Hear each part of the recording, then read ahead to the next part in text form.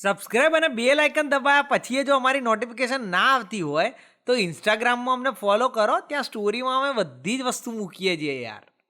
જેટલું ખાય લ્યા પાડા જેવો થયો. તો એક્ઝેક્ટ પ્લાન શું છે? બેંક લૂંટવાનું. જોક સારો હતો ને. પ્લાન એકદમ સિમ્પલ છે. આખો પ્લાન 87 સ્ટેપમાં પતી જશે. હું તો 2 સ્ટેપમાં પતે દો.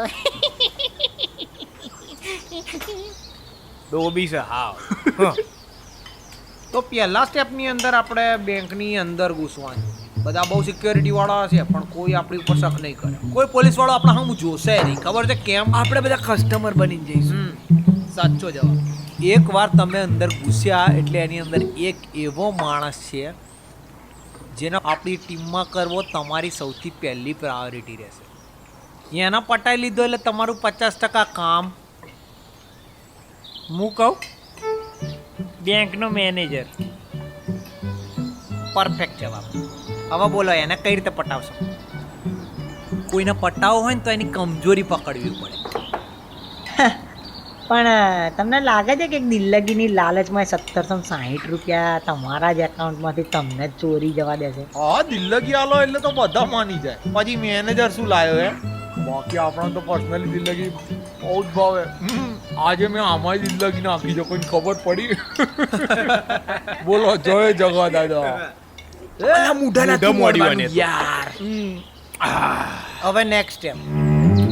આ સ્ટેપ તમારા માટે થોડું અઘરું હશે કારણ કે તમારે આમાં વોચમેનને પટાવવાનો છે. તમારે બધા બહુ ધ્યાનપૂર્વક કાળજીથી ધીરજથી એના માના હમ ગલાઈ દેવાના. એટલે એ આપણા નહીં રોકે. અને પછી 1760 આપણા. પણ આ તો 3 જ સ્ટેપમાં પતી ગયું. મજાક કરું. કન્ટિન્યુ. મજાક કરતી લે. Thank you. હવે પ્રશ્ન એક મેઇન આવે છે કે તમે તમારા જ એકાઉન્ટમાંથી 1760 રૂપિયાની ચોરી શું કામ કરો છો? શાંતિથી એટીએમમાં જઈને ઉપાડ લો પૈસા. મને આવું સાંભળવા મળ્યું તમારા તરફથી એટલે કહું છું. હું મારા જ એકાઉન્ટમાંથી પૈસા ચોરું છું. ગાંડો નથી. એક કારણ તો હશે ને યાર કંઈક. કારણ કે મારું એટીએમ ખોવાઈ ગયું છે. માર્વેલ ગુજરાતી એમેઝોન સ્ટોરમાં મની હેસ્ટની એકથી એક ખતરનાક ટી શર્ટ્સ અવેલેબલ છે. એકવાર વિઝિટ તો કરો. આ બટન ઉપર ક્લિક. અને આ વિડીયો ગમ્યો હોય તો કરો લાઈક, નીચે કોમેન્ટ કરો અને તમારા બધા મની હેસ્ટના ફેન હોય એવા ફ્રેન્ડ્સને શેર કરો.